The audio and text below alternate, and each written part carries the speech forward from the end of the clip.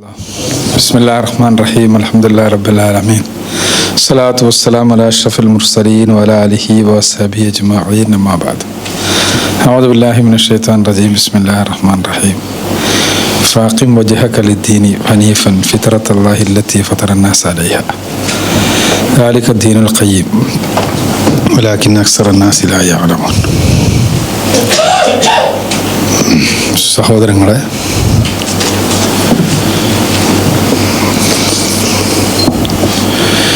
ഏക civil code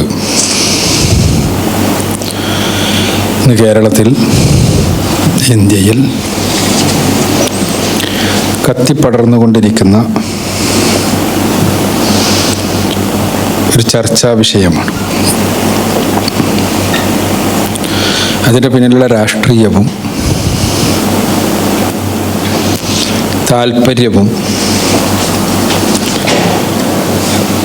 പറഞ്ഞു കൊടുക്കേണ്ട ആളുകളല്ല എൻ്റെ മുന്നിലിരിക്കുന്നവർ.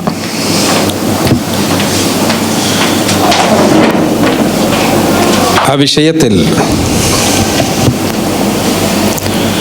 വളരെ പ്രത്യേകമായി നമ്മൾ ശ്രദ്ധിക്കേണ്ട ചില കാര്യങ്ങൾ മാത്രമാണ് വളരെ സംക്ഷിപ്തമായി ഇത്തരമൊരവസരത്തിൽ നമുക്ക് ചർച്ച ചെയ്യാൻ കഴിയുക. മുസ്ലിങ്ങളാണ് ഒരു പക്ഷത്തുള്ളത്. മറുപക്ഷത്താകട്ടെ ഇന്ത്യയിലെ ഭരണ മുന്നണിയും ഭരിക്കുന്ന ആളുകളുമാണ്. എന്തുകൊണ്ടാണ് ആ പക്ഷമുണ്ടായത് എന്നത് കൃത്യമായ രാഷ്ട്രീയമുണ്ട് അതിൻ്റെ പിന്നിൽ. ആ രാഷ്ട്രീയം ഇന്ത്യയിലെ മുസ്ലിങ്ങളെ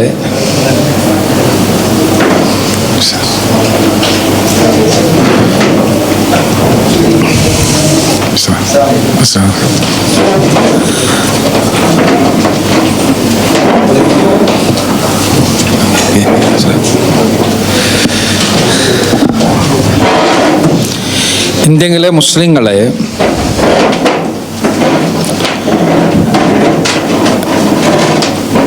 അവരറിയാതെ തങ്ങൾ ഇവിടുത്തെ രണ്ടാം തരം പൗരന്മാരാണ് എന്ന ഒരാശയം സമർത്ഥമായി അടിച്ചേൽപ്പിക്കലാണ്.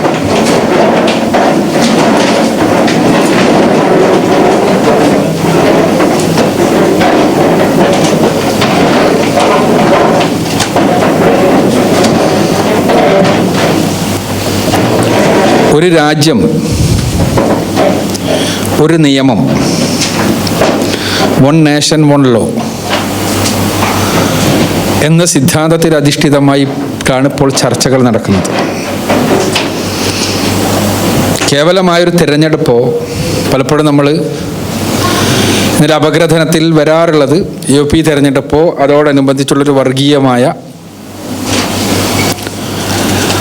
ഒരു നേട്ടമുണ്ടാക്കലോ എന്നതിനേക്കാളധികം ഞാനിവിടെ പറഞ്ഞതുപോലെ ഇന്ത്യയിലെ മുസ്ലിങ്ങൾക്ക് ഇത് നമ്മൾ ഈ രാജ്യത്തെ രണ്ടാം തരം പൗരന്മാരാണ് എന്ന ബോധമുണ്ടാക്കി അതിലൂടെ വളരെ സമർത്ഥമായി ഫാഷിസം അവരുടെ വർണ്ണാശ്രമ വ്യവസ്ഥയിൽ അധിഷ്ഠിതമായ ഒരു രാഷ്ട്രസങ്കല്പം പ്രയോഗവൽക്കരിക്കുക എന്നതാണ് ഇതിൻ്റെ ആത്യന്തികമായ ലക്ഷ്യം. ആ ലക്ഷ്യത്തെക്കുറിച്ച് മനസ്സിലാക്കുമ്പോൾ മാത്രമേ അതിനോടുള്ള പ്രതികരണം എങ്ങനെയാകണം എന്ന വിഷയത്തിൽ കൃത്യമായ ദിശാബോധം നമുക്കുണ്ടാവും. ഒരു രാഷ്ട്രീയത്തിലേക്ക് ഞാൻ വളരെ വിശദമായി കടന്നു പോകുന്നില്ല. എന്താണ് ഈ വിഷയത്തിൻ്റെ പ്രാധാന്യം എന്ന് മാത്രമാണ് ഇത്തരമൊരു സന്ദർഭത്തിൽ നമുക്ക് വിശകലനം ചെയ്യാൻ കഴിയും. ഇന്ത്യയിൽ മുസ്ലിങ്ങൾ ഇന്ത്യയിലേക്ക് കടന്നു വന്ന കാലം മുതൽ ഇന്ന് വരെ മുസ്ലിങ്ങൾ അനുഭവിച്ചു പോന്നതാണ് ഇസ്ലാം അനുസരിച്ച് ജീവിക്കുവാനുള്ള അവരുടെ സ്വാതന്ത്ര്യം. അതൊരു പുതിയ കാലത്ത് നമുക്ക് ലഭിച്ചതല്ല. ഒരു കാലത്തും ആ സ്വാതന്ത്ര്യത്തെ നിഷേധിക്കുവാൻ ഇവിടെ ആരും ഉണ്ടായിട്ടില്ല. മാലിക് ദീനാറും കൂട്ടരും കൊടുങ്ങല്ലൂരിലെത്തി അവിടുത്തെ രാജാക്കന്മാരുടെ പൂർണ്ണമായ സഹകരണത്തോടുകൂടി മുസ്ലിങ്ങളായി ജീവിക്കുകയും ഇസ്ലാമിക പ്രബോധനം നിർവഹിക്കുകയും മുസ്ലിങ്ങളായ ആളുകളെ ഇസ്ലാമികമായി സംസ്കരിക്കുകയും എല്ലാം ചെയ്തുകൊണ്ട് മുന്നോട്ട് പോയ സന്ദർഭത്തിൽ അവർ അവരുടെ മതം അനുഷ്ഠിക്കുവാൻ എല്ലാ കാര്യങ്ങളിലും പൂർണ്ണമായ സ്വാതന്ത്ര്യം അനുഭവിച്ചിരുന്നു. അതുകൊണ്ട് തന്നെ അവർ ഒരിക്കലും നമ്മുടെ നാട്ടിലെ ഭരണാധികാരികളുമായി കലഹിച്ചിരുന്നില്ല. അതിൻ്റെ കാരണം അവരുടെ ജീവിതത്തിൽ മതം അനുഷ്ഠിക്കുവാനുള്ള പൂർണ്ണമായി സ്വാതന്ത്ര്യം ലഭിച്ചിരുന്നു എന്നതാണ്. നമ്മൾ ചരിത്രത്തിൽ മനസ്സിലാക്കേണ്ട പ്രധാനപ്പെട്ട ഒരു സംഗതി, ആദ്യമായി ഇന്ത്യയിലേക്ക് അധിനിവേശ താല്പര്യങ്ങളുമായി കടന്നു വരുമ്പോൾ പോർച്ചുഗീസുകാർ അത് കേരളത്തിലേക്കാണ്. 1498 മെയ് മാസത്തിൽ പോർച്ചുഗീസുകാർ വന്ന് കേരളത്തിലൂടെ ഇന്ത്യയിൽ തങ്ങളുടെ അധിനിവേശം സ്ഥാപിക്കുവാൻ വേണ്ടി ശ്രമിച്ചപ്പോൾ അവിടെ സാമൂതിരിയുടെ കീഴിൽ കരപ്പടയാളികളായി നായർ പടയാളികളും കടൽ പടയാളികളായി മരക്കാർ പടയാളികളുമാണ് ഉണ്ടായിരുന്നത്. മരക്കാന്മാർ മുസ്ലിങ്ങളായി. കുഞ്ഞാലി മരക്കാന്മാർ ചരിത്രത്തിൽ പ്രത്യേകമായി പേരുള്ളവരാണ്. കുഞ്ഞാലി മരക്കാന്മാരുടെ നേതൃത്വത്തിൽ മരക്കാർ പടയാളികൾ മുസ്ലിങ്ങൾ സാമൂതിരിക്ക് ഭരണം നിലനിർത്താൻ വേണ്ടിയാണ് പടപൊരുതിയത്. എന്താ കാരണം?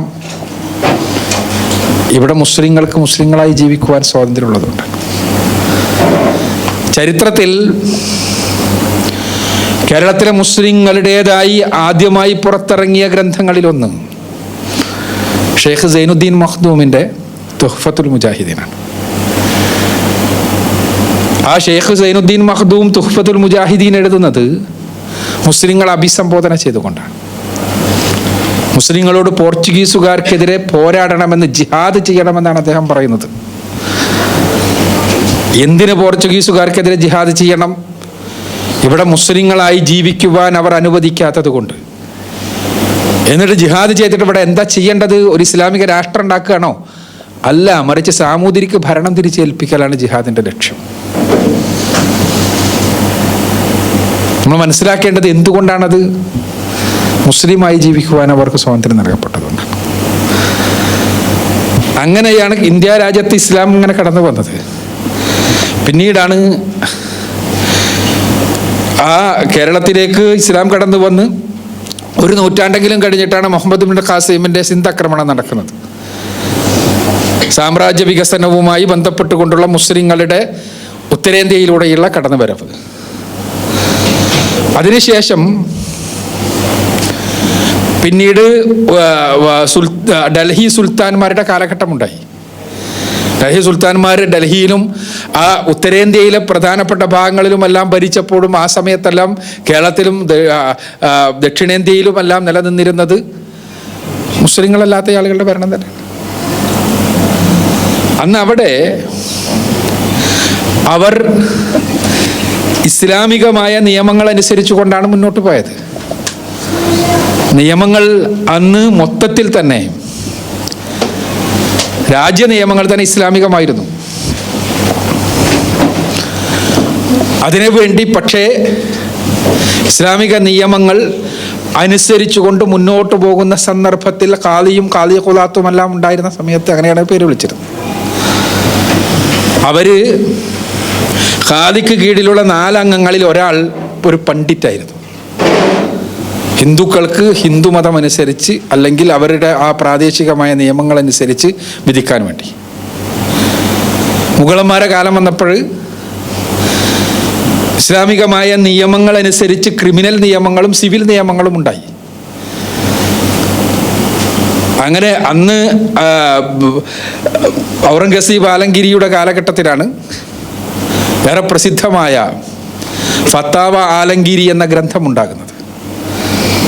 500ഓളം പണ്ഡിതന്മാർ, ഹിജാസിൽ നിന്നുള്ള 100 പേരും ഇറാഖിൽ നിന്നുള്ള 100 പേരും അടങ്ങുന്ന 500ഓളം പണ്ഡിതന്മാർ വർഷങ്ങൾ എടുത്തിട്ടാണ് അന്നത്തെ ഒരവസ്ഥയിൽ ഹനഫി ഫിഖ്ഹിന്റെ അടിസ്ഥാനത്തിൽ ഫത്താവ ആലംഗിരി എന്ന ഗ്രന്ഥം ക്രോഡീകരിക്കപ്പെടുന്നത്.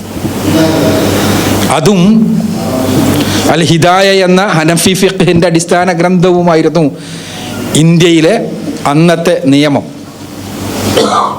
അത് ക്രിമിനൽ നിയമങ്ങൾ അങ്ങനെ ആയിരുന്നു. ക്രിമിനൽ നിയമങ്ങൾ ഇസ്ലാമികമായ നിയമങ്ങളായിരുന്നു. ഞാൻ പറഞ്ഞു വരണത്, ഉത്തരേന്ത്യയിലും ദക്ഷിണേന്ത്യയിലുമെല്ലാം മുസ്ലിങ്ങൾ അനുഭവിച്ചിരുന്നത് ഇസ്ലാമികമായ വ്യക്തി നിയമത്തെ അനുധാവനം ചെയ്തുകൊണ്ട് മുന്നോട്ട് പോകാനാണ്.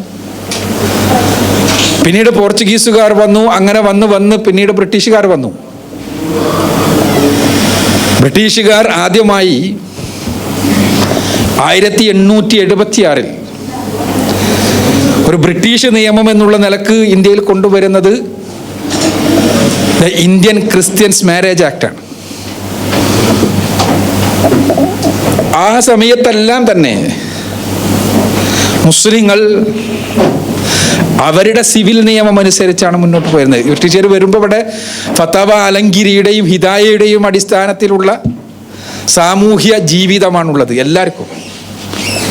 അതുകൊണ്ടാണ് ബ്രിട്ടീഷുകാർ ഈ പുസ്തകങ്ങൾ, പ്രത്യേകിച്ച് ഹിദായ പരിഭാഷപ്പെടുത്താൻ വേണ്ടി തന്നെയുള്ള ഒരു ടീമിനെ ഉണ്ടാക്കിയത്.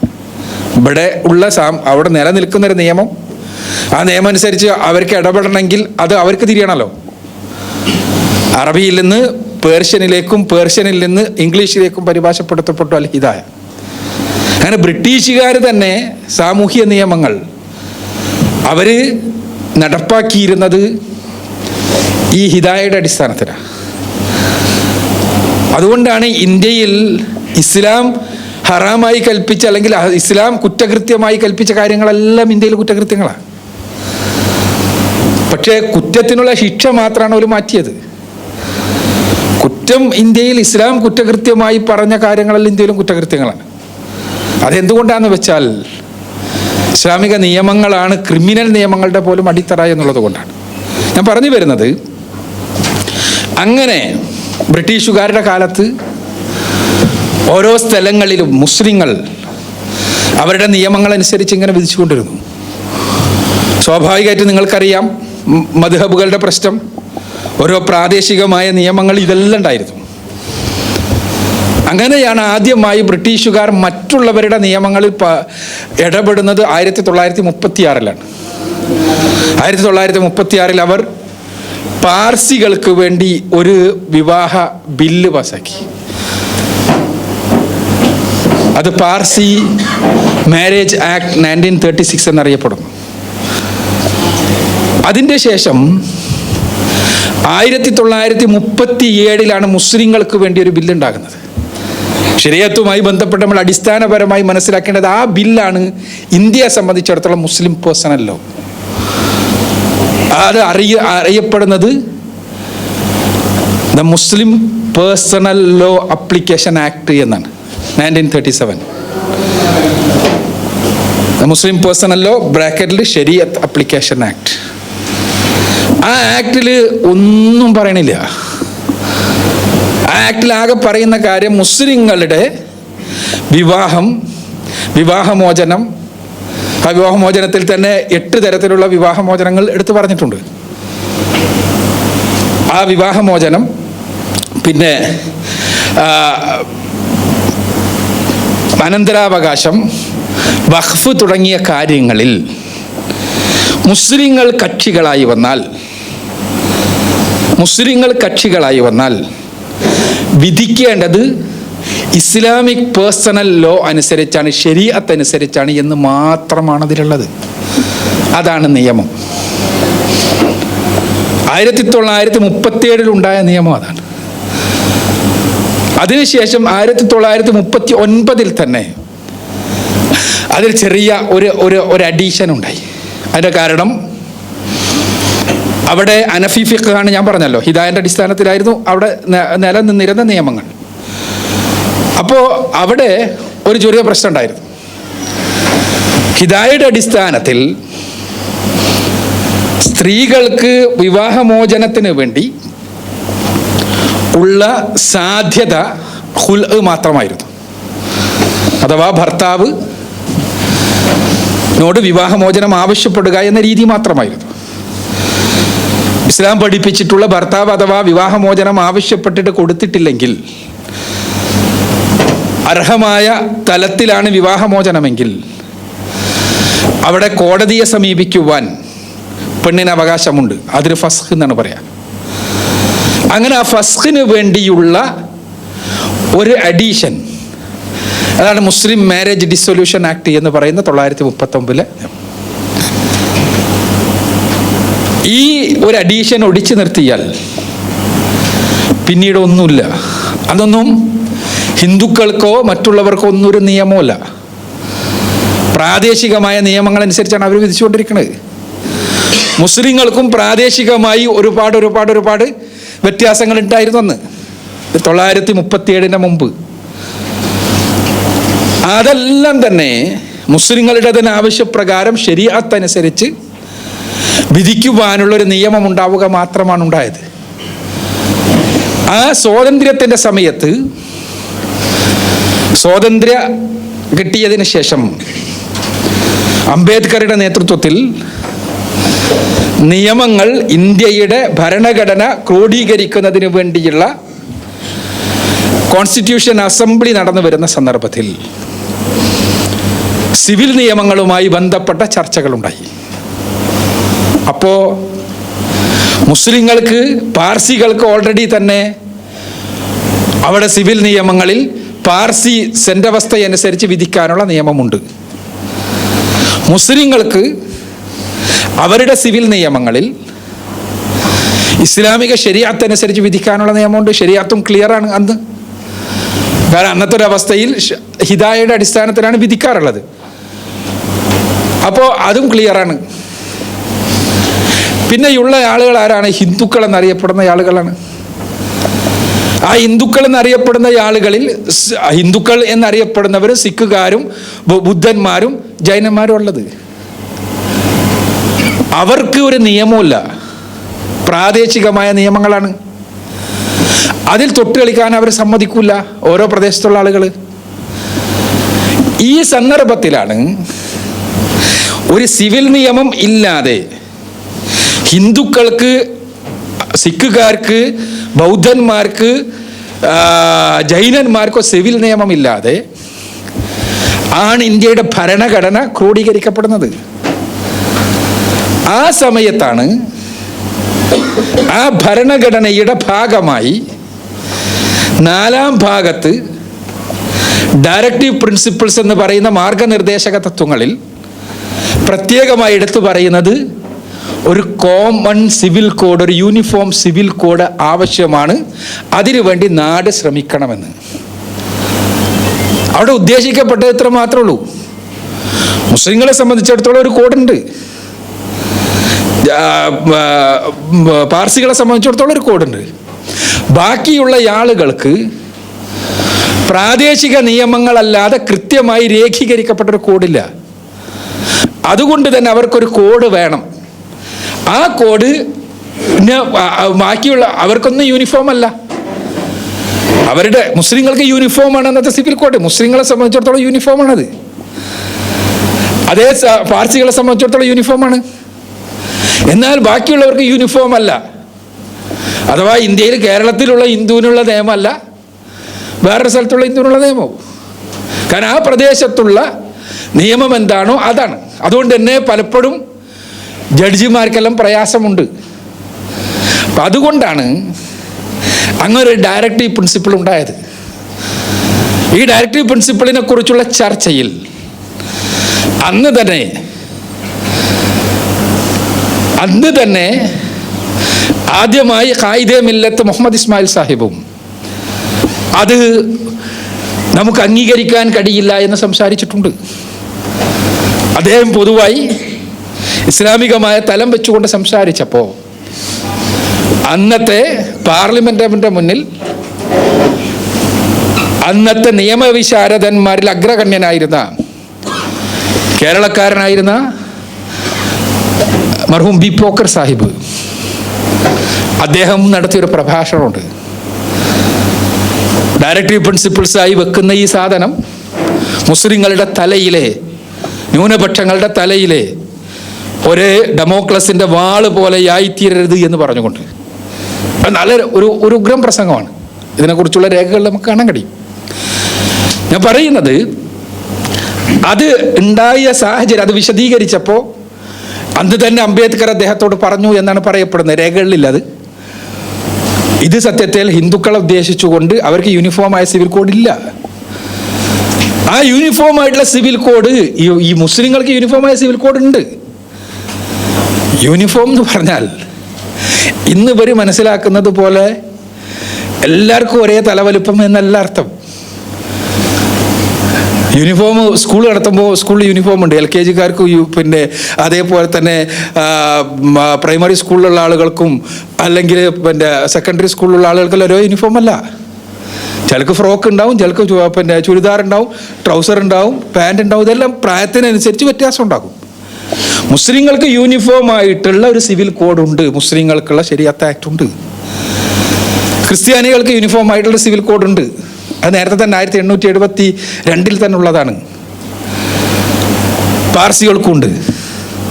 എന്നാൽ ഹിന്ദുക്കളായി അറിയപ്പെടുന്ന ആളുകൾക്കില്ല. അവർക്ക് യൂണിഫോം ആയിട്ടുള്ള എല്ലായിടത്തുമുള്ള ആളുകൾക്കുള്ള ഒരു സിവിൽ കോഡ് ആവശ്യമുണ്ട്. ഇതാണ് അതിൻ്റെ പശ്ചാത്തലം.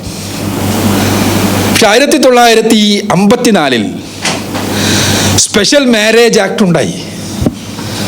സ്പെഷ്യൽ മാരേജ് ആക്ട് പ്രകാരം ഇന്ത്യയിലെ ഏത് പൗരനും, അത് ഹിന്ദുവാണെങ്കിലും ക്രിസ്ത്യാനിയാണെങ്കിലും സിഖുകാരനാണെങ്കിലും പാർസിയാണെങ്കിലും മതമുള്ളവനാണെങ്കിലും ഇല്ലാത്തവനാണെങ്കിലും എല്ലാം പൗരന്മാർ പ്രായപൂർത്തിയുള്ളവരാണെങ്കിൽ പരസ്പരം വിവാഹം ചെയ്യുവാനും ആ വൈവാഹിക ജീവിതത്തിലൂടെ ഉണ്ടാകുന്ന കുഞ്ഞുങ്ങളും അവരും തമ്മിലുള്ള ബന്ധവും നിർവചിച്ചു കൊണ്ടുള്ളതാണ് ദ സ്പെഷ്യൽ മാരേജ് ആക്ട് 1954.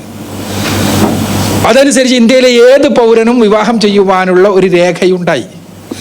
ആർക്കും സ്വയം ഇഷ്ടപ്രകാരം അത് തിരഞ്ഞെടുക്കാം. ഒരു മുസ്ലിമിന് ഇസ്ലാമിക ശരീഅത്തല്ല. ആവശ്യമെങ്കിൽ മുസ്ലിം പേരുള്ള ഒരാൾക്ക് എന്ത് തിരഞ്ഞെടുക്കാം? ഈ സ്പെഷ്യൽ മാരേജ് ആക്ട് പ്രകാരം വിവാഹം ചെയ്യാം. സ്പെഷ്യൽ മാരേജ് ആക്ട് പ്രകാരം വിവാഹം ചെയ്തു കഴിഞ്ഞാൽ ആ വൈവാഹിക ജീവിതത്തിലൂടെ ഉണ്ടാകുന്ന കുഞ്ഞുങ്ങൾക്ക് അവരുടെ സ്വത്തവകാശവും കാര്യങ്ങളുമെല്ലാം അതിൻ്റെ അടിസ്ഥാനത്തിലാണ് വരിക, പൊതുവായിട്ടാണ് വരിക. അത് തിരഞ്ഞെടുക്കാൻ ആർക്കും സ്വാതന്ത്ര്യമുണ്ട്. ഇനി അതും കഴിഞ്ഞിട്ട് ആ സ്പെഷ്യൽ മാരേജ് ആക്ട് നിലനിൽക്കെ തന്നെ പിന്നെയും നിയമമുണ്ടായി 1955 ഹിന്ദു മാരേജ് ആക്ട്. അതോടുകൂടി സത്യം പറഞ്ഞാൽ ഈ യൂണിഫോം സിവിൽ കോഡിന് വേണ്ടിയുള്ള ഡയറക്റ്റീവ് പ്രിൻസിപ്പിളിൻ്റെ ആവശ്യം അവസാനിച്ച് കഴിഞ്ഞിട്ടുണ്ട്. കാരണം യൂണിഫോം ആയിട്ടുള്ള സിവിൽ കോഡ് ഉണ്ടായി കഴിഞ്ഞ ഇന്ത്യയിൽ എല്ലാവർക്കും.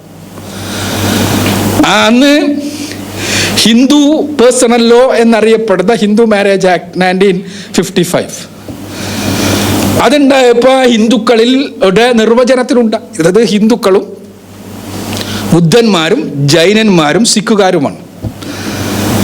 സിഖുകാർക്ക് അന്ന് തന്നെ എതിർപ്പുണ്ട്, ഞങ്ങൾ ഹിന്ദു മതത്തിൻ്റെ ഭാഗമല്ല എന്നുണ്ട്. പക്ഷെ രാഷ്ട്രീയമായി അത് ഇവർ വേറെ സിവിൽ നിയമം അനുവദിക്കാതെ അങ്ങനെ പോയി.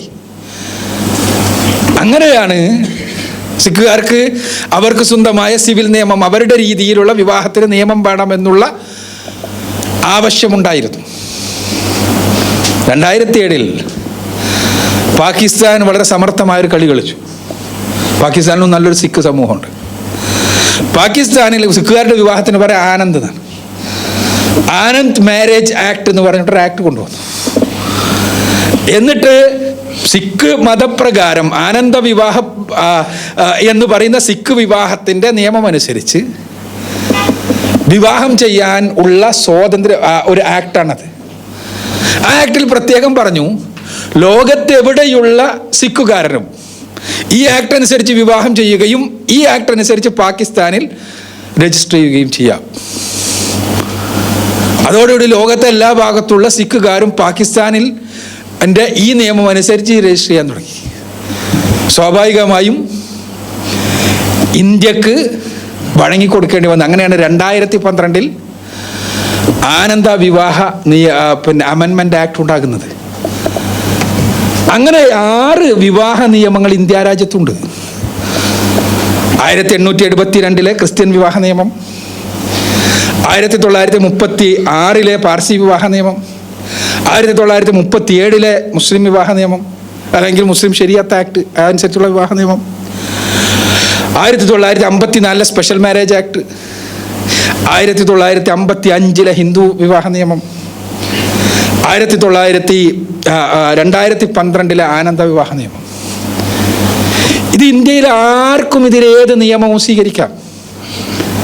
ശരീഅത്ത് ആക്ട് അനുസരിച്ച് മുസ്ലിമിനെ പറ്റൂ, ക്രിസ്ത്യൻ വിവാഹ നിയമം അനുസരിച്ച് ക്രിസ്ത്യാനിക്കേ പറ്റൂ. അതേപോലെ തന്നെ ഞാൻ നേരത്തെ പറഞ്ഞ വിഭാഗങ്ങൾക്കെല്ലാം അത്രേ പറ്റുള്ളൂ.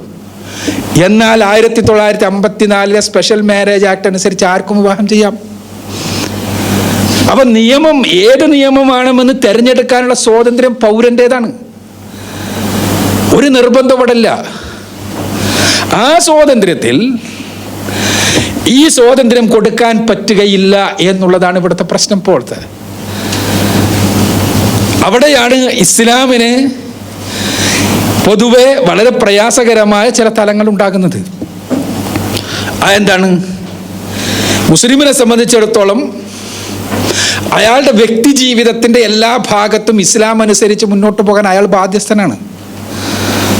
വിവാഹം അത് എങ്ങനെങ്കിലും നടത്തുക പറ്റുമോ? ഇല്ല. ഇസ്ലാമിക നിയമം അനുസരിച്ച് ഒരാണും പെണ്ണും വിചാരിച്ചാൽ പോരാ വിവാഹത്തിന്.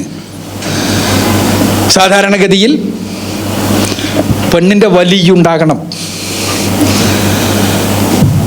വലിയ അനുവദിക്കാത്ത രംഗത്ത് ഓരോ രംഗത്തും കൃത്യമായ നിയമമുണ്ട്.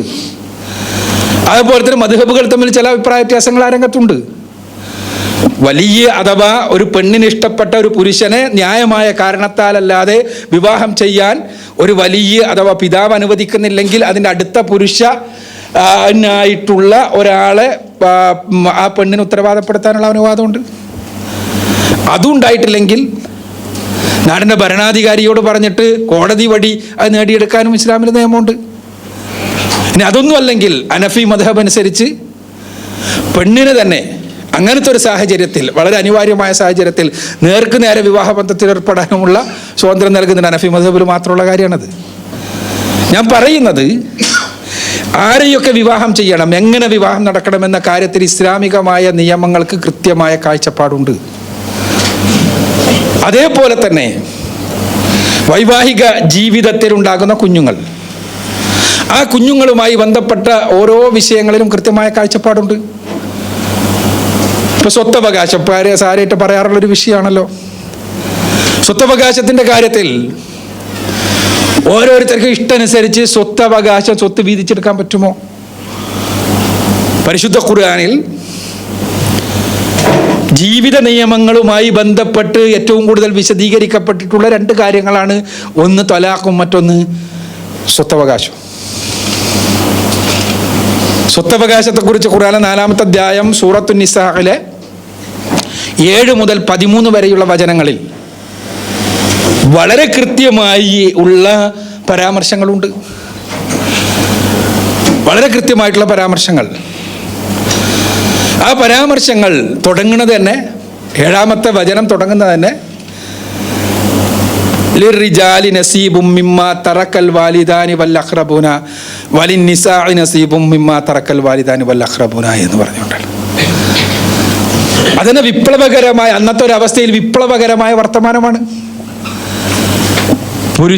മാതാപിതാക്കൾ വിട്ടേച്ചു പോയ സ്വത്തിൽ പുരുഷന് അവകാശമുണ്ട്, മാതാപിതാക്കൾ വിട്ടേച്ചു പോയ സ്വത്തിൽ പെണ്ണിനും അവകാശമുണ്ട്. അന്നത്തേതിനല്ല,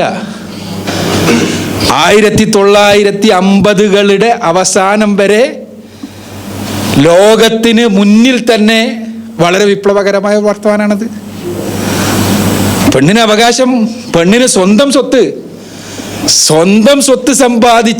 സ്വന്തമായി സമ്പാദിച്ച സ്വത്ത്, അവളുടെ പേരിൽ ആ സ്വത്ത് നിലനിർത്തുവാനുള്ള അവകാശം പോലും 1850കൾക്ക് ശേഷമാണ് യൂറോപ്പിലെല്ലാം കിട്ടിയത്. അപ്പോൾ ഇങ്ങനെ പറഞ്ഞുകൊണ്ട് തുടങ്ങുന്ന ഇസ്ലാമിക നിയമം പെണ്ണിനും ആണിനുമുള്ള സ്വത്തവകാശം എങ്ങനെയൊക്കെയാണെന്ന് കൃത്യമായി പറയുന്നുണ്ട്.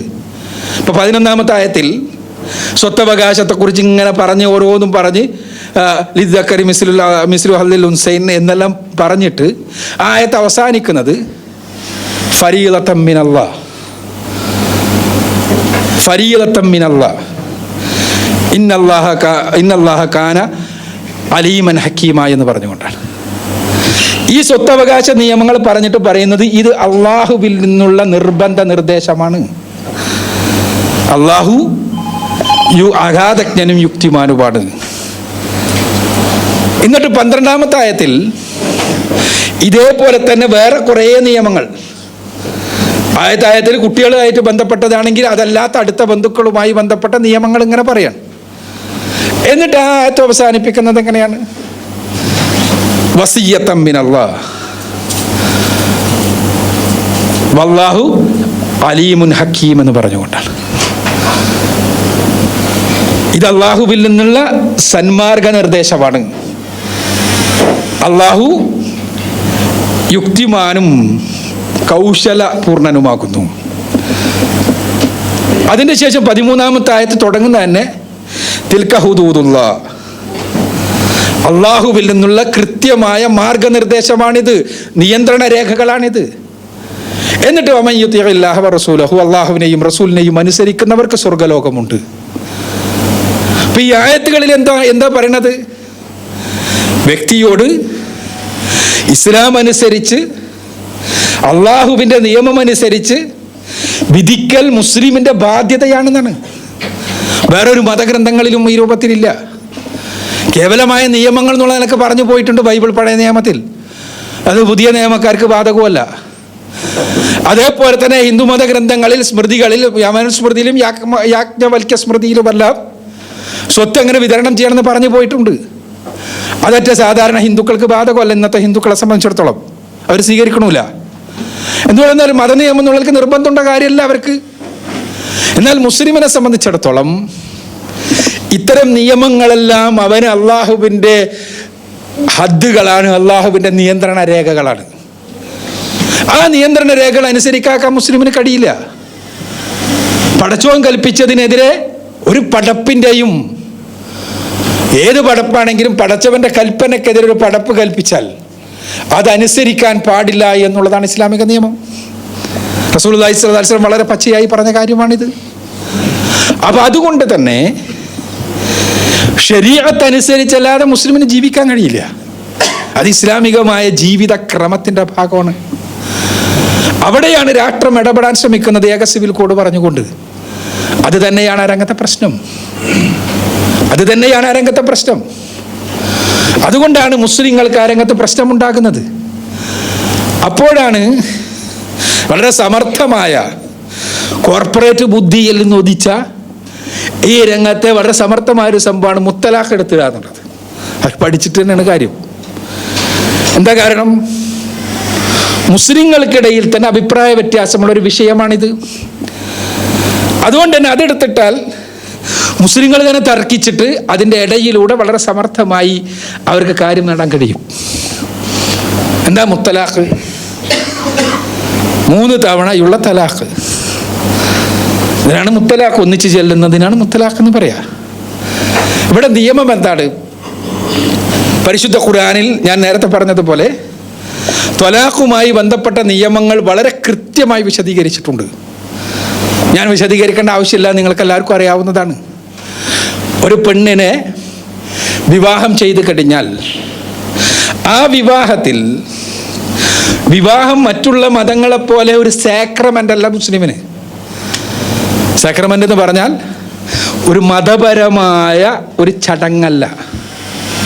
ഇസ്ലാമിന് മതപരമായ ചടങ്ങല്ല. മതപരമായ ചടങ്ങ് എന്ന് പറഞ്ഞാൽ മതപരമല്ല വിവാഹം എന്നല്ല അതിൻ്റെ അർത്ഥം. മറിച്ച് അതിനൊരു പുരോഹിതൻ, ഒരു പണ്ഡിതൻ, അതിൻ്റെ ഒരാവശ്യമല്ല ഇസ്ലാമിൽ. വിവാഹത്തിൻ്റെ ലക്ഷ്യം എന്താണ്? വിവാഹത്തിൻ്റെ ലക്ഷ്യം പെണ്ണിനും ആണിനും സംതൃപ്തമായ കുടുംബജീവിതം നയിക്കലാണ്. പച്ചയായി പറഞ്ഞാൽ ലൈംഗിക സംതൃപ്തി തന്നെയാണ് വിവാഹത്തിൻ്റെ ലക്ഷ്യം. ഖുർആൻ പറഞ്ഞത് അതുകൊണ്ടാണ്, വമിൻ ആയാതിഹി അൻ ഖലഖലകും മിൻ അൻഫുസികും വഅസ്വാജൻ ലിതസ്കുനു ഇലൈഹ വജഅല ബൈനകും മവദ്ദതൻ വറഹ്മ. സമാധാനത്തോടുകൂടി നിങ്ങളിലേക്ക് ചായേണ്ടതിന് വേണ്ടിയാണ് പിണകളായി സൃഷ്ടിച്ചിട്ടുള്ളത്. സ്നേഹവും കാരുണ്യവും പരസ്പരം പങ്കുവെക്കുവാനും. അവിടെ സംതൃപ്തവും സമാധാനപൂർണവുമായ ഇണജീവിതം നയിക്കലാണ് വൈവാഹിക ജീവിതത്തിൻ്റെ ലക്ഷ്യം. മക്കളുണ്ടാകലല്ല വിവാഹ ജീവിതത്തിൻ്റെ ലക്ഷ്യം. മക്കളതിൻ്റെ ലക്ഷ്യം എന്നുള്ള മക്കളതിൻ്റെ സ്വാഭാവികമായ ബൈ പ്രോഡക്ട്സ് ആണ്. അതുമായി ബന്ധപ്പെട്ടുള്ള നിയമങ്ങൾ വേറെയുണ്ടെന്നർത്ഥം. എന്നാൽ വിവാഹം എന്നുള്ള ഈ കരാർ, ആ കരാറിൻ്റെ ലക്ഷ്യം എന്താണ്? സംതൃപ്തമായ വൈവാഹിക ജീവിതമാണ്. ആ കരാർ രണ്ടുപേർക്കും ആവശ്യമുള്ളതാണ്. പെണ്ണിനും പുരുഷനും ആവശ്യമുള്ളതാണ്. പെണ്ണിന് വേണ്ടി പെണ്ണിൻ്റെ വലിയും പുരുഷൻ നേർക്ക് നേരെയുമാണ് ആ കരാറിലെ വാചകങ്ങൾ ചൊല്ലുന്നത്. ആ വാചകങ്ങൾ ചൊല്ലിയാൽ മാത്രം പോരാ, പുരുഷൻ സാമ്പത്തികമായ ഒരു ചെലവ് വഹിക്കേണ്ടതുമുണ്ട്. അതിനാണ് മഹർ എന്ന് പറയാം. ഈ മഹർ കൊടുത്തുകൊണ്ട് വിവാഹം നടക്കൂ. ഇസ്ലാമിക നിയമം അങ്ങനെയാണ്. അപ്പോൾ ഈ കരാർ അനുസരിച്ച് മഹർ എന്ന് പറയുന്ന സാമ്പത്തികമായ ഉത്തരവാദിത്തം വഹിക്കുന്നവൻ പുരുഷൻ. വൈവാഹിക ജീവിതത്തിൽ അസംതൃപ്തിയുണ്ടായാൽ, അസമാധാനമുണ്ടെങ്കിൽ, അതിൻ്റെ ലക്ഷ്യം നേടണില്ല എന്നാണ് അതിൻ്റെ അർത്ഥം. ഈ കരാറിൻ്റെ ലക്ഷ്യമായ സംഗതി നടക്കുന്നില്ലെങ്കിൽ ഒന്നാമത് ആ കരാറിന് നിമിത്തമായ സമ്പത്ത് നൽകിയിട്ടുള്ളത് പുരുഷനാണ്. അതുകൊണ്ട് തന്നെ ആ സമ്പത്ത് വിട്ടുകൊടുത്തുകൊണ്ട് ആ കരാർ ദുർബലപ്പെടുത്താൻ പുരുഷന് അവകാശമുണ്ട്. നേർക്ക് നേരെ അതിനാണ് ത്വലാഖ് എന്ന് പറയാ. അതേസമയം പെണ്ണിനെ സംബന്ധിച്ചിടത്തോളം അസംതൃപ്തിയുണ്ടെങ്കിലോ, അവൾക്ക് ഇതിനു വേണ്ടി കിട്ടിയ ആ സമ്പത്ത് തിരിച്ചു കൊടുത്തുകൊണ്ട് ആ കരാർ ദുർബലപ്പെടുത്താൻ അവൾക്കും അവകാശമുണ്ട്. അതിനാണ് എന്ന് പറയാ. അങ്ങനെ കൊടുത്തിട്ടും വിവാഹബന്ധം വേർപ്പെടുത്താൻ ഇയാൾ സന്നദ്ധമല്ലെങ്കിൽ, അല്ലെങ്കിൽ ആ കരാർ ദുർബലപ്പെടുത്താൻ അയാൾ സന്നദ്ധമല്ലെങ്കിൽ, സർക്കാരിൻ്റെ അടുത്ത് പോയിട്ട് ആ കരാർ ദുർബലപ്പെടുത്താൻ, ജഡ്ജിൻ്റെ അടുത്ത് പോയിട്ട് ആ കരാർ ദുർബലപ്പെടുത്താൻ പെണ്ണിന് കഴിയും. അതിനാണ് ഫസ്ഖ് എന്ന് പറയാ. ഇനി മറ്റ് രണ്ട് വിവാഹ മോചന രീതികൾ, അത് മറ്റ് 3 വിവാഹ മോചന രീതികൾ, അതോടൊപ്പം തന്നെ വേറെ അതുമായി ബന്ധപ്പെട്ട കാര്യങ്ങൾ, ഈലാ, ലിഹാർ, മുറാബഅ എന്ന് തുടങ്ങിയ വിവാഹമോചന രീതികൾ, ലിആന് തുടങ്ങിയ വിവാഹമോചന രീതികൾ, അതെല്ലാം ഓരോന്നും പറയുന്നുണ്ട്. അത് വളരെ ദുർലഭമായി കടന്നു വരുന്നതാണ്. നമ്മളെ നാട്ടിലൊരവസ്ഥയിൽ വളരെ തീരെ ഇല്ലാത്തതാണെന്ന് വേണമെങ്കിൽ പറയാം. ഒരു പെണ്ണിനെ നീയുമായി ഞാൻ ഇനി ഒരിക്കലും ലൈംഗിക ബന്ധത്തിൽ ഏർപ്പെടില്ല എന്ന് ശപഥം ചെയ്തു കഴിഞ്ഞാൽ 4 മാസം കഴിഞ്ഞാൽ വിവാഹബന്ധം വേർപെടും. അതിനാണ് ഈലാ എന്ന് പറയാം. അതേപോലെ തന്നെ നീ എൻ്റെ ഉമ്മയെപ്പോലെയാണ്, അതുകൊണ്ട് തന്നെ ഇനി നമ്മൾ ബന്ധം ഉണ്ടാവില്ല എന്ന് പറഞ്ഞു കഴിഞ്ഞാൽ 4 മാസം കഴിഞ്ഞാൽ വിവാഹബന്ധം വേർപെടും. അതിനാണ് ലിഹാർ എന്ന് പറയാം. പെണ്ണ് വ്യഭിചരിച്ചു എന്ന് ഇയാൾ കണ്ടാൽ, അവളത് നിഷേധിക്കുകയും ചെയ്താൽ, കോടതിയിൽ വെച്ചിട്ട് വ്യഭിചരിച്ചിട്ടുണ്ട് എന്ന് 4 തവണ ഇയാൾ സത്യം ചെയ്യുകയും, അങ്ങനെ ആ സത്യം ചെയ്ത് 4ാമത്തെ തവണ അങ്ങനെ ഇല്ലെങ്കിൽ എൻ്റെ മേൽ അതിൻ്റെ പ്രയാസമുണ്ടാകട്ടെ എന്ന് പറയുകയും, തിരിച്ചു പെണ്ണും അതേപോലെ ഞാനത് ചെയ്തിട്ടില്ല എന്ന് സത്യം ചെയ്യുകയും, 4ാമത്തെ തവണ അതോ ഞാൻ ഈ പറയുന്നത് കളവാണെങ്കിൽ എൻ്റെ പേരിൽ അള്ളാഹുവിൻ്റെ ശിക്ഷയുണ്ടാകട്ടെ, ശാപമുണ്ടാകട്ടെ എന്ന് പറയുകയും ചെയ്തു കഴിഞ്ഞാൽ അതനുസരിച്ച് അവിടെ ആ വിവാഹ ബന്ധം വേർപെട്ടു. അപ്പോൾ വിവാഹ ബന്ധം വേർപെട്ടു. അതിന് അങ്ങനെയും വിവാഹബന്ധമുണ്ട്. ലിആൻ എന്ന് പറയാം. അതിനാണ് അപ്പോൾ ഞാൻ പറഞ്ഞു വരണത്, ഇങ്ങനെയെല്ലാമുള്ള വിവാഹമോചന രീതികളുണ്ട്. ഇതിൽ ത്വലാഖുമായി ബന്ധപ്പെട്ടിട്ടുള്ള പ്രശ്നമാണ് ഇപ്പോൾ പറഞ്ഞു വരുന്നത്. ത്വലാഖ് എന്താ പ്രശ്നം? ത്വലാഖ് ഇസ്ലാമികമായി പറഞ്ഞാൽ പരിശുദ്ധ ഖുർആനിൽ നേർക്ക് നേരെ തന്നെ വിശദീകരിച്ചിട്ടുള്ള നിയമമാണ്. ഒരു പെണ്ണിന് പെണ്ണുമായി യോജിച്ചു പോകാൻ പുരുഷന് കഴിയാത്തൊരവസ്ഥ വരുത്തും. അസംതൃപ്തമാണ് കുടുംബജീവിതം എന്ന് വിചാരിക്കുക. ഈ സമയത്ത് അവളെ ഉപദേശിച്ചുകൊണ്ട് കുടുംബജീവിതം ശരിയായ നിലയിലേക്ക് നയിക്കാൻ വേണ്ടി അയാൾ ശ്രമിക്കുന്നു. ഒന്നാമതായി ആ ഉപദേശം ഫലപ്രദമാകുന്നില്ല. അപ്പോൾ അവളുടെ വിരിപ്പിൽ നിന്ന് മാറിക്കിടക്കുന്നു. വിരിപ്പിൽ പരസ്പരം മാറിക്കിടക്കുന്നു. നിന്നെ എനിക്ക് ആവശ്യമില്ല, പ്രലോഭനത്തിൻ്റെ ഏറ്റവും വലിയ കേന്ദ്രമായ കിടപ്പറയിൽ എന്ന പ്രതിഷേധമാണ് അവിടെ. പെണ്ണെത്ര അഹങ്കാരിയാണെങ്കിലും പുരുഷന്റെ ഇന്നലെ വരെ തന്നെ തലവൊടിയിരുന്ന തൻ്റെ പുരുഷൻ തന്നെ ആവശ്യമില്ല എന്നുള്ള രൂപത്തിലുള്ള മാറിക്കിടക്കൽ അവളുടെ മനസ്സിൽ മാറ്റമുണ്ടാക്കേണ്ടതാണ്. എന്നിട്ടും ശരിയായിട്ടില്ലെങ്കിൽ വിവാഹബന്ധം വേർപെടാതിരിക്കാൻ വേണ്ടി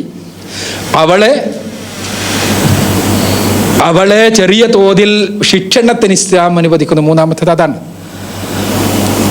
പ്രവാചകൻ സല്ലല്ലാഹു അലൈഹി വസല്ലമ പ്രത്യേകം എടുത്തു പറഞ്ഞു, പെണ്ണിനെ അത്തരം രംഗങ്ങളിൽ അടിക്കുന്ന സന്ദർഭത്തിൽ അവളെ മുഖത്തടിക്കാൻ പാടില്ല, ശരീരത്തിൽ പാടുണ്ടാകാൻ പാടില്ല, മുറിവുകൾ ഉണ്ടാകാൻ പാടില്ല. വളരെ കൃത്യമായി ഫിഖ്ഹിന്റെ കിതാബുകളിൽ ടവ്വല് കൊണ്ട് വെറുതെ അവളെ തൻ്റെ പ്രതിഷേധം അറിയിക്കുന്ന ഒരടി എന്നാണ് ഫിഖ്ഹിന്റെ കിതാബുകളിൽ ചിലതിലെല്ലാം വിശദീകരിച്ചിട്ടുള്ളത്. ഇത്രേ ഉള്ളൂ. ഇന്നലെ വരെ തലോടിയിരുന്ന കൈകളെ കൊണ്ട് ഒരു താഠനം, അത് പെണ്ണിനെ മാറി ചിന്തിപ്പിക്കും. എന്നിട്ടും ശരിയായില്ല എങ്കിൽ പിന്നെ രണ്ടു കൂട്ടരിൽ നിന്നുമുള്ള ഓരോ നെഗോഷിയേറ്റേഴ്സിനെ, ഓരോ മധ്യവർത്തികളെ അവർ തമ്മിലിരുന്ന് സംസാരിക്കട്ടെ എന്നാണ്. അങ്ങനെ സംസാരിക്കാൻ വേണ്ടി പരിശ്രമിച്ചാൽ അവിടെ പെണ്ണിൻ്റെ അടുത്ത് തകരാറുണ്ടാകാം, പുരുഷൻ്റെ അടുത്ത് തകരാറുണ്ടാകാം. അങ്ങനെ സംസാരിക്കാൻ വേണ്ടി പരിശ്രമിച്ചാൽ അള്ളാഹു അവരുടെ മനസ്സുകളെ കൂട്ടിയിണക്കുമെന്ന് പരിശുദ്ധ ഖുർആൻ. ആത്മാർത്ഥമായി ശ്രമിച്ചാൽ. അതും നടന്നില്ല എങ്കിൽ പിരിയട്ടെ എന്ന് തന്നെയാണ് ഇസ്ലാമിൻ്റെ നിയമം. അങ്ങനെ പിരിയുന്ന സന്ദർഭത്തിൽ വിവാഹമോചനം ചെയ്തു. എന്നിട്ട് 3 ശുദ്ധികാലം അയാളുടെ വീട്ടിൽ തന്നെ അവൾക്ക് താമസിക്കണം. ആ സമയത്ത് അയാൾ കന്യയാണ്, കാരണം വിവാഹമോചിതയായ സ്ത്രീയാണ്. ഇന്നലെ വരെ കൂടെ കിടന്നിരുന്ന പെണ്ണ് വീട്ടിൻ്റെ ഉള്ളിൽ തന്നെയുണ്ട്, പക്ഷേ വിവാഹമോചിതയാണ്. ഈ 3 മാസത്തിൻ്റെ ഇടക്ക് പുരുഷൻ സ്വാഭാവികമായി അവളെ പ്രാപിച്ചു കഴിഞ്ഞാൽ അതോടുകൂടി ആ തലാക്ക് കഴിഞ്ഞു. അവിടെ ആ തലാക്ക് കഴിഞ്ഞു, പിന്നെ ഒന്നുമില്ല, വേറെ നിക്കാഹോ കാര്യങ്ങളൊന്നുമില്ല, ആവശ്യമില്ല. ഇനി അതും ഉണ്ടായില്ല. ഈ 3 മാസം കഴിഞ്ഞപ്പോഴും അവര് തമ്മിലുള്ള ശാരീരിക ബന്ധം നടന്നില്ല, അയാൾ തിരിച്ചെടുത്തില്ല എങ്കിൽ അവിടെ വെച്ച് ഒന്നാമത്തെ ത്വലാഖ് പൂർണ്ണമാകുന്നു. അവൾ പിരിയുന്നു, അവൻ പിരിയുന്നു. പിന്നെ അവൾക്ക് വേറെ വിവാഹം ചെയ്യാം, അവന് വൈവാഹിക ജീവിതവുമായി മുന്നോട്ട് പോകാം മറ്റു വിവാഹങ്ങളുണ്ടെങ്കിൽ. ഇത് ഇങ്ങനെ വേറിട്ടതിന് ശേഷം അവൾ വിവാഹം ചെയ്യപ്പെട്ടിട്ടില്ല. കുറേ കാലം കഴിഞ്ഞപ്പോൾ ഇവന് തോന്നി അവളെ തിരിച്ചെടുത്ത് കളയാം. അങ്ങനെ അവളെ തിരിച്ചെടുക്കാം. തിരിച്ചെടുത്ത് വീണ്ടും ഇതേപോലെ ഒരു വിവാഹമോചനം ഉണ്ടായി എന്ന് വിചാരിക്കാം അവളിൽ നിന്ന്. ആ വിവാഹമോചനവും കഴിഞ്ഞു. എന്നിട്ടും അയാൾ പിന്നെയും തിരിച്ചെടുത്തു. പിന്നീടൊരു വിവാഹമോചനം നടന്നു കഴിഞ്ഞാൽ പിന്നെ തിരിച്ചെടുക്കാൻ പറ്റൂല. അതാണ് അത്വലാഖു മറത്താനി എന്ന് പറയുന്നത്. തിരിച്ചെടുക്കാൻ പറ്റുന്ന വിവാഹമോചനങ്ങൾ 2 തവണയാണ്. പിന്നീട് 3ാമതൊരു വിവാഹമോചനം നടന്നാൽ പിന്നെ അവളെ അയാൾക്ക് ലഭിക്കില്ല. മറ്റൊരാൾ അവളെ വിവാഹം ചെയ്ത് വിവാഹമോചനം ചെയ്യുന്നത് വരെ. അതാണ് ഇസ്ലാമികമായ നിയമം. ഈ നിയമം വളരെ ശാസ്ത്രീയമാണ്, മനഃശാസ്ത്രപരമാണ്. ലോകത്തെ ഒരു നിയമകൂടത്തിലും ഇല്ലാത്ത നിയമമാണ്, യാതൊരു സംശയമില്ല. ഇതിനാണ് ത്വലാഖു സുന്ന എന്ന് പറയാം, സുന്നത്തായ ത്വലാഖ്. എന്നാൽ 3 തവണ ചെയ്യേണ്ട, ഈ പറഞ്ഞതുപോലെ നടക്കേണ്ട ഒരു ത്വലാഖ്, അതൊരാൾ ഒറ്റ തവണ തന്നെ ഞാൻ 3 ചൊല്ലി എന്ന് പറഞ്ഞാൽ, അല്ലെങ്കിൽ 3 ത്വലാഖും പിരിച്ചു എന്ന് പറഞ്ഞാൽ അതിൻ്റെ വിധി എന്താണ്? 2 വീക്ഷണങ്ങൾ നദ്വത്തുൽ മുജാഹിദീനും സമസ്ത കേരളയും തമ്മിലുള്ള വ്യത്യാസമല്ല. അത് പൂർവകാല പണ്ഡിതന്മാർ മുതലുള്ളതാണ്. റസൂലുള്ളാഹി സ്വല്ലല്ലാഹു അലൈഹി വസല്ലമയുടെ കാലത്ത് ഇങ്ങനെ 3 തവണ ഒറ്റയിരുപ്പിൽ ത്വലാഖ് ചൊല്ലിയാൽ ആ ത്വലാഖ് ഒന്നായെ പരിഗണിക്കൂ എന്ന് പ്രവാചകൻ പഠിപ്പിച്ചതായി വ്യക്തമാക്കുന്ന ഹദീസുണ്ട്. അത് ഇമാം അഹ്മദ് നിവേദനം ചെയ്തിട്ടുണ്ട്. ഇതേപോലെ തന്നെ ഉമർ റളിയല്ലാഹു അൻഹുവിന്റെ കാലഘട്ടത്തിൽ ഇത് ആളുകൾ ഉപയോഗിക്കാൻ തുടങ്ങി. അപ്പം അഥവാ 3 ചൊല്ലാന്ന് പറയും, എന്നിട്ട് കുറച്ച് കാലം കഴിഞ്ഞിട്ട് തിരിച്ചെടുക്കും, കാരണം 1 നടന്നിട്ടുള്ളൂ എന്ന് പറയും.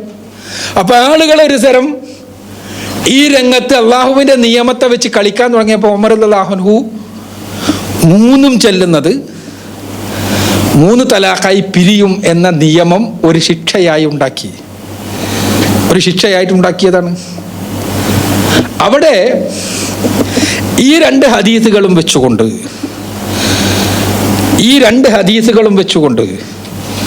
മദ്ഹബിൻ്റെ ഇമാമിങ്ങളെല്ലാം ത്വലാഖിനെ 2ആയി തിരിച്ചു. ഒന്ന് ത്വലാഖു സുന്ന, മറ്റൊന്ന് ത്വലാഖുൽ ബിദ്അ. നേരത്തെ പറഞ്ഞ രൂപത്തിൽ നടക്കുന്ന ത്വലാഖ് അത് ത്വലാഖു സുന്നയാണ്, അതാണ് സുന്നത്തായ ത്വലാഖ്. അതേസമയം ഒരാൾ ബിദ്അത്തായ ത്വലാഖ് ചൊല്ലിയാൽ അത് കുറ്റകൃത്യമാണ്, അയാൾ ചെയ്യാൻ പാടില്ലാത്തതാണ്. അത് ചെയ്തു കഴിഞ്ഞാൽ അള്ളാഹുവിൻ്റെ അടുത്ത് നിന്ന് ശിക്ഷ കിട്ടും. ഇസ്ലാമിക രാഷ്ട്രമാണെങ്കിൽ അയാളെ ശിക്ഷിക്കാൻ വരെ രാഷ്ട്രത്തിന് അധികാരമുണ്ട്. എന്നാൽ അയാളത് ചെയ്തു കഴിഞ്ഞാൽ വീടുമോ ത്വലാഖ് പിരിയുമെന്നാണ് 4 മദ്ഹബിൻ്റെ ഇമാമിങ്ങളും പറയുന്നത്. എന്നാൽ ഇമാം ഇബ്നു തൈമിയയെ പോലെയുള്ള, ഇമാം ഇബ്നുൽ ഖയ്യിമിനെ പോലെയുള്ള പണ്ഡിതന്മാർ അവർ നേരത്തെ പറഞ്ഞ ഹദീസുകളുടെ അടിസ്ഥാനത്തിൽ ഇങ്ങനെ ഒരാൾ ചൊല്ലിയാലും ഒരു ത്വലാഖായെ പരിഗണിക്കൂ എന്നും പറയുന്നു. ഇതിലൊരു വിധിയല്ല നമ്മൾ പറയുന്നത്, ഇത് നിലവിലുള്ളൊരവസ്ഥയാണ്. ആ അവസ്ഥയിൽ ഇങ്ങനെ മുത്തലാഖ് നിരോധിക്കുക എന്ന് പറഞ്ഞാൽ, അല്ലെങ്കിൽ മുത്തലാഖിന് പകരം കോടതിയിലേക്ക് ഈ വിഷയം കൊണ്ടുപോവുക എന്ന് പറഞ്ഞാൽ സംഭവിക്കാൻ പോകുന്നത് എന്താണ് എന്ന് നമ്മൾ മനസ്സിലാക്കേണ്ടതുണ്ട്. ഒരു ഷാഫി മദ്ഹബുകാരനെ സംബന്ധിച്ചിടത്തോളം, അല്ലെങ്കിൽ ഒരു ഹനഫി മദ്ഹബുകാരനെ സംബന്ധിച്ചിടത്തോളം, ഹംബലി മദ്ഹബുകാരനെ സംബന്ധിച്ചിടത്തോളം, മാലിക്കി മദ്ഹബുകാരനെ സംബന്ധിച്ചിടത്തോളം, അയാൾ ചിലപ്പോൾ ഉദ്ദേശപൂർവം തന്നെ 3 തലാഖും ചൊല്ലിക്കഴിഞ്ഞാൽ അയാൾക്ക് അന്യയാണ്. അയാളെ സംബന്ധിച്ചിടത്തോളം അവള് സ്പർശിക്കാൻ പാടില്ലാത്ത, കാണാൻ മുഖവും മുൻകൈയും ഒഴിച്ച ഭാഗങ്ങൾ കാണാൻ പാടില്ലാത്ത രൂപത്തിൽ അന്യയാണ്. അങ്ങനത്തെ ഒരു സ്ത്രീയെ അവളുമായി നടക്കുന്ന ശാരീരിക ബന്ധം വ്യഭിചാരമാണ് അയാളെ സംബന്ധിച്ചിടത്തോളം. അതിൽ നിയമം ശരിയോ തെറ്റോ എന്നുള്ളതല്ല, അയാളെ സംബന്ധിച്ചിടത്തോളം അതാണ്. അങ്ങനത്തെ ഒരാളോട് അയാള് ഇത് 3 ത്വലാഖും ചൊല്ലിക്കഴിഞ്ഞാൽ അത് ഒന്നായെ പരിഗണിക്കൂ എന്നൊരു നിയമം ഇന്ത്യ രാജ്യം നിയമം മൂലം അടിച്ചേൽപ്പിച്ചാൽ അതൊരിക്കലും പ്രായോഗികമായി നടക്കില്ല.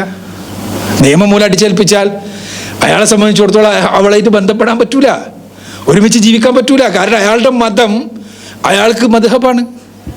മദ്ഹബ് സ്വീകരിക്കാൻ പാടണോ അല്ല ഹദീസുകളാണോ പോകേണ്ടതെന്നുള്ള നമ്മൾ തമ്മിൽ തർക്കിക്കേണ്ട വിഷയമാണ്. നിയമം മൂലം ഇത് അടിച്ചേൽപ്പിക്കപ്പെട്ടാൽ ഒരു മുസ്ലിമിനെ സംബന്ധിച്ചിടത്തോളം അയാളുടെ മനസ്സിൽ വ്യഭിചാരമാണ് എന്ന് കരുതുന്ന കാര്യം ചെയ്യാൻ നിർബന്ധിക്കപ്പെടുന്ന അവസ്ഥാവിശേഷമാണ് ഉണ്ടാവുക. ഇതാണ് അതിലെ പ്രശ്നം. അവിടെ നിയമം മൂലമല്ല. ഇവിടെ സമസ്തക്കാണെങ്കിലും ഹനഫി മദ്ഹബുകാർക്കാണെങ്കിലും ഷാഫി മദ്ഹബുകാർക്കാണെങ്കിലും ഹംബലി മദ്ഹബുകാർക്കാണെങ്കിലും മാലക്ക മദ്ഹബുകാർക്കാണെങ്കിലും ഇന്ത്യയിലെ സൂഫി വിഭാഗങ്ങൾക്കാണെങ്കിലും എല്ലാം സുന്നത്തായ ത്വലാഖ് എന്ന് പറഞ്ഞാൽ ഈ 3 രൂപത്തിലാണ് എന്നുള്ള കാര്യത്തിൽ 3 ചെല്ലലാണ് എന്നുള്ള കാര്യത്തിൽ ഒരു അഭിപ്രായ വ്യത്യാസമില്ല. അവിടെ അങ്ങനെ അതല്ലാതെ ചെയ്താൽ അത് കുറ്റകൃത്യമാണ് എന്ന കാര്യത്തിൽ അഭിപ്രായ വ്യത്യാസമല്ല. പക്ഷെ അത് ചൊല്ലിക്കഴിഞ്ഞാൽ അത് പിരിയും എന്ന് വിശ്വസിക്കുന്ന ആളുകളാണ് അവർ. അപ്പോ ആ അഭിപ്രായ വ്യത്യാസമില്ലാത്ത വിഷയത്തിൽ അവിടെ എന്താ ഉണ്ടാക്കേണ്ടത്? അവിടെ മുസ്ലിം സമുദായത്തിൽ അവരെല്ലാവരും കൂടി ബോധവൽക്കരണം നടത്തണം. യഥാർത്ഥത്തിൽ ഇന്ന് ഇന്ത്യ രാജ്യത്ത് മൊത്തത്തിലെടുത്താൽ പോലും കോടിക്കണക്കിന് മുസ്ലിങ്ങൾക്കിടയിൽ ഈ രൂപത്തിലുള്ള ത്വലാഖ് നടക്കുന്നത് വളരെ വളരെ വിരളമാണ്. അത് വാർത്തയാവുകയും വലിയ വിഷയമാവുകയും ചെയ്യുന്നതുകൊണ്ടാണ്. മുസ്ലിങ്ങളത് ചെയ്യുമ്പോൾ വലിയ വാർത്തയാകുന്നു. സിനിമാ നടന്മാർ ചെയ്യുമ്പോഴോ ബാക്കിയുള്ള ആളുകൾ ചെയ്യുമ്പോഴോ നമ്മളെ പ്രധാനമന്ത്രി ചെയ്യുമ്പോഴോ ഒന്നും ഒരു പ്രശ്നമല്ല. അതേസമയം ഞാൻ പറയുന്നത്, ഇത് നിയമത്തെ ദുരുപയോഗം ചെയ്യുന്ന ചില ആളുകൾ ചെയ്യുന്ന ഒരു പണി മാത്രമാണ്. അത് ഏത് നിയമത്തിനുണ്ടാകും. സാധാരണ ഞാൻ പറയാറുണ്ട്, ഫ്ലൈറ്റിൽ എമർജൻസി എക്സിറ്റ് ഉണ്ടാവും. ഫ്ലൈറ്റിൽ എമർജൻസി എക്സിറ്റ് എന്തിനാ? ഫ്ലൈറ്റിന് എന്തെങ്കിലും തകരാറ് പറ്റിയാൽ തുറക്കാൻ വേണ്ടിയുള്ളതാണ്. ഏതോ ഒരു ചങ്ങാതി എമർജൻസി എക്സിറ്റിൻ്റെ അടുത്തിരിക്കുന്ന ആൾക്കാരോട് പ്രത്യേകം എയർ ഹോസ്റ്റസ് വന്ന് പറയും, ഇത് ഇന്ന കാര്യം ചെയ്യണം, തൊടാൻ പാടില്ല, അത് ഇന്ന സമയത്ത് ഇന്ന രൂപത്തിലാണ് ചെയ്യേണ്ടതെന്നുള്ളത്. ഏതോ ഒരു ചങ്ങാതി, ഒരു ഭ്രാന്തൻ ഫ്ലൈറ്റിൽ ആകാശത്തിൽ വെച്ച് ഇത് തുറന്നു എന്ന് വിചാരിക്കുക. അതുകൊണ്ട് എമർജൻസി എക്സിറ്റ് വേണ്ട എന്ന് പറയാൻ പറ്റുമോ? ഇത് വളരെ അത്യാവശ്യ സമയത്ത് പുറത്തിറങ്ങാൻ വേണ്ടിയുള്ളൊരു സാധനമാണ്. ആ അത്യാവശ്യ സമയത്ത് പുറത്തിറങ്ങുക എന്നുള്ള സംഭവമാണ് ത്വലാഖ്. വിവാഹ ജീവിതത്തിനകത്ത് കേവലമായ മാനസികമായ സംഘർഷം അനുഭവപ്പെടുന്നൊരു തലം വന്നു കഴിഞ്ഞാൽ അവിടെ ആ ഒരു എക്സിറ്റിന് വേണ്ടിയുള്ളൊരു മാർഗമാണത്. അത് ആരോ ആകാശത്തിൽ വെച്ച് തുറന്നു എന്ന് പറഞ്ഞിട്ട് ആ വാതിൽ തന്നെ വേണ്ട എന്ന് പറയുന്ന വിവരക്കേടാണ് സത്യത്തിൽ ത്വലാഖുമായി ബന്ധപ്പെട്ട് മുസ്ലിം സമൂഹത്തിൻ്റെ മുന്നിൽ പറയുന്നത്. ഇനി 3 ത്വലാഖും ഒന്നിച്ച് അനുവദിക്കില്ല, അതിൽ വ്യത്യാസം എന്താണ്? ത്വലാഖും ഒന്നിച്ച് അനുവദിക്കില്ല, ചെല്ലാതിരിക്കുക എന്നത് വേറെ വിഷയമാണ്. ഞാൻ പറഞ്ഞു, മുസ്ലിം സമുദായത്തിൽ നമ്മൾ നടത്തേണ്ട ബോധവൽക്കരണ പണിയാണ്. അനുവദിച്ചാലും അനുവദിക്കാതിരുന്നാലും വ്യത്യാസമൊന്നുമില്ല. കാര്യമായിട്ട് പ്രായോഗികമായി മുസ്ലിമിനെ സംബന്ധിച്ചിടത്തോളം ഒരു തലാഖ് ചൊല്ലിയ ആൾക്ക് പെണ്ണും ആ ഇദ്ദാ കാലഘട്ടം കഴിഞ്ഞാൽ അവൾ അന്യയാണ് അയാൾക്ക്. ഇതേപോലെ തന്നെ 3 തലാഖ് ചൊല്ലിയ ആളും അയാൾക്ക്, പുരുഷന് മാത്രമാണ് ഇതിൽ ഒരു സ്വാതന്ത്ര്യവും അവകാശവും തിരിച്ചെടുക്കാനുള്ളതല്ല ഉള്ളത്. അവിടെ ഒരിക്കലും അബദ്ധത്തിൽ അത് പറഞ്ഞു പോകരുത് എന്ന് പഠിപ്പിക്കുക എന്നുള്ളതാണ്. അത് 3ആയി പരിഗണിക്കില്ല, 3ആയി തന്നെ പരിഗണിക്കുമെന്ന് വിചാരിക്കുന്ന ആളുകൾ ചെയ്യേണ്ട ബോധവൽക്കരണ പ്രവർത്തനം. ഇനി നമ്മൾ കോടതി നിയമം പറയുന്നത് എന്താണ്? ഏക സിവിൽ കോഡോ അല്ലെങ്കിൽ മുത്തലാഖ് നിരോധിക്കണം എന്ന് പറയുന്ന ആളുകൾ ചെയ്യണത് എന്താണെന്ന് വെച്ചാൽ, അവർക്ക് ബാക്കിയുള്ള ആളുകളെ പോലെ തന്നെ ത്വലാഖ് കോടതിയിൽ വെച്ച് മാത്രം പിരിയാൻ കഴിയുന്ന കാര്യമാകണം. ഇവിടെയാണ് പ്രശ്നം. ത്വലാഖ് കോടതിയിലേക്ക് കൊണ്ടുപോകണം. ഫലം എന്താ ഉണ്ടാവുക? എനിക്ക് എൻ്റെ ഭാര്യയുമായി പൊരുത്തപ്പെട്ടു പോകാൻ പറ്റണില്ല. വൈവാഹിക ജീവിതത്തിൽ പൊരുത്തക്കേട് എന്നുള്ളത് വൈയക്തികമായ പ്രശ്നമാണ്. എനിക്ക് അവളെ ഒഴിവാക്കണം. എന്താ മാർഗം? കോടതിയിൽ സ്ഥാപിക്കണം അവൾ കൊള്ളരുതാത്തവളാണ്. ക്രിസ്തുമതപ്രകാരം, ക്രിസ്ത്യൻ നിയമപ്രകാരം വിവാഹമോചനം അനുവദിക്കപ്പെടുന്ന ഒന്നാമത്തെ കാര്യം അവൾ വ്യഭിചരിച്ചു എന്ന് തെളിയിച്ചാൽ മതി. ഒരു ക്രിസ്ത്യൻ കോടതികളിൽ നടക്കണത് എന്താണെന്ന് അറിയാമോ നിങ്ങൾക്ക്? ഒരു ക്രിസ്ത്യാനിക്ക് വിവാഹമോചനം ചെയ്യണമെങ്കിൽ കോടതിയിലെത്തും. കോടതിയിൽ വെച്ച് വക്കീല് ഇവളെ നിർത്തിയിട്ട് അവളെ വ്യഭിചരിച്ചത് അതിന് തെളിവുണ്ടാക്കി അവളെ കൃത്യമായി അതെല്ലാം പറഞ്ഞിട്ട് ഇങ്ങനെ വിചാരണ നടത്തും. ഇതേ അവസ്ഥ മുസ്ലിം സ്ത്രീക്ക് വരുന്നൊരവസ്ഥയാണ് ഉണ്ടാവുക. അയാൾക്ക് ഇഷ്ടമില്ലാത്തത് ഇപ്പം എനിക്കിഷ്ടമില്ല, എനിക്ക് ഒരുമിച്ച് പോകാൻ വയ്യ, അവളുമായി പൊരുത്തപ്പെട്ടു പോകാൻ കഴിയാത്ത രൂപത്തിലുള്ള വൈയക്തിക പ്രശ്നമുണ്ട്. അപ്പൊ അവളെ ഒഴിവാക്കുകയല്ലാതെ നിർവാഹമില്ല. ഈ അവസ്ഥയിൽ കോടതിയിൽ വെച്ച് അത് തെളിയിക്കേണ്ട അവസ്ഥാവിശേഷം ഉണ്ടാവുക എന്ന് പറയുന്നത് വളരെ അപകടകരമായൊരു തലത്തിലേക്കാണ് മുസ്ലിമിനെ നയിക്കുക. അത് അയാൾ അവളുടെ സ്വകാര്യതകൾ അടക്കം പരസ്യപ്പെടുത്തേണ്ട അവസ്ഥ വരും. ആ സ്വകാര്യതകൾ കോടതിക്ക് മുന്നിൽ പറയേണ്ട അവസ്ഥ വരും. അത് വക്കീലന്മാർ അങ്ങോട്ടും ഇങ്ങോട്ടും കടിച്ച് ചവച്ച് പോകുന്ന അവസ്ഥ വരും. അത് അവളുടെ ഭാവി വൈവാഹിക ജീവിതത്തെയെല്ലാം തന്നെ ദോഷകരമായി ഭവിക്കും. ഇതുകൊണ്ടാണ് അത് കോടതിയിലേക്ക് പോകുന്ന ഒരവസ്ഥ അനുവദിച്ചുകൂടാ എന്ന് പറയുന്നത്. അതാണ് ഇവരുടെ ലക്ഷ്യവും. ലക്ഷ്യം എന്ന് പറഞ്ഞാൽ ഇന്ന് ഇങ്ങനെ വളരെ ലൂസാണ് ഇസ്ലാമിലെ വിവാഹമോചനം എന്നാണ്. എന്നാൽ ഇന്ത്യ രാജ്യത്ത് ഏറ്റവും കൂടുതൽ വിവാഹമോചനം നടക്കുന്നത് എവിടെയാണ്? അത് പരിശോധിച്ചാൽ മതി. ഏറ്റവും കൂടുതൽ വിവാഹമോചനം നടക്കുന്നത് മുസ്ലിങ്ങളിലല്ല. ഇപ്പം അടുത്ത് കേരളത്തിലെ തന്നെ കണക്കുകളെല്ലാം വായിച്ചാണല്ലോ. മലപ്പുറം ജില്ലയിലാണ് ഏറ്റവും കുറവ്. സത്യത്തിൽ മുസ്ലിങ്ങൾക്കിടയിലുള്ള ഏതെങ്കിലും ഒരു ചങ്ങായി SMS ആയിട്ട് ഒരു വിവാഹമോചനം അയച്ചാൽ അത് ഭയങ്കര വാർത്തയായി വലിയ വിഷയമായി വരിക. അതുകൊണ്ട് അവിടെ മുസ്ലിങ്ങൾക്കിടയിൽ ബോധവൽക്കരണ പ്രവർത്തനം നടത്തണം, സംശയമല്ല. എല്ലാവരും ഒരുമിച്ച് ചെയ്യേണ്ട കാര്യമാണത്. 3 ചൊല്ലിയാൽ 1 പറയുന്നവരും 3 പറയുന്നവരും ഒരുമിച്ച് മുസ്ലിം സമുദായത്തിൽ അത് ചെല്ലാൻ പാടില്ല എന്നുള്ള കാര്യത്തിൽ അഭിപ്രായ വ്യത്യാസമല്ല. അത് ബോധവൽക്കരണം അവിടെ നടക്കേണ്ടതാണ്, ബോധവൽക്കരണമാണ്. പക്ഷെ നിയമത്തിൻ്റെ കാര്യത്തിൽ അതുമ തൊടാൻ ഞങ്ങൾ അനുവദിക്കില്ല എന്ന് തന്നെയാണ് നമ്മൾ ഉറക്കെ പറയേണ്ടത്. അതാണ് ഇപ്പോൾ അതിനു വേണ്ടിയുള്ള ഒന്നിച്ചുള്ള മുന്നേറ്റം നടക്കുന്നത്. ഇന്ത്യയിലെ മുസ്ലിങ്ങൾ ഒന്നിച്ച് നിൽക്കുമ്പോൾ ഈ പണിക്ക് തന്നെ ആദ്യം തന്നെ ഡൽഹിക്ക് വിളിച്ചു വരുത്തിയിട്ട് കുറച്ച് ആൾക്കാരെ വേറെടുത്ത് നിർത്തിയിട്ടുണ്ട്. ഓല് കോന്ത്രംപല്ലായിട്ട് അങ്ങനെ നിൽക്കുന്നുണ്ട്. ആ കോന്ത്രംപല്ലുകളായി നിൽക്കട്ടെ. പക്ഷേ സമുദായം ഒരുമിച്ച് അൽഹംദുലില്ലാഹ് ഈ വിഷയത്തിൽ മുന്നോട്ട് പോകും. സമുദായത്തോടൊപ്പം നിൽക്കാനും മുന്നിൽ നിൽക്കാനും നമുക്ക് സാധിക്കണം. ഇസ്ലാഹി സെന്ററിന്റെ പ്രവർത്തകർ എന്നുള്ള നിലക്ക് സമുദായത്തിന്റെ മുന്നിൽ നിൽക്കേണ്ടവർ, ബൗദ്ധികമായി ബുദ്ധിപരമായി സമുദായത്തെ നയിക്കേണ്ടവർ ആണ് നമ്മൾ എന്നുള്ള ബോധത്തോടു കൂടി ഈ രംഗത്ത് നിലനിൽക്കുക. അള്ളാഹു അനുഗ്രഹിക്കട്ടെ. വാഹൃദവാൻ അൽഹംദുലില്ലാഹി റബ്ബിൽ ആലമീൻ. അസ്സലാമു അലൈക്കും.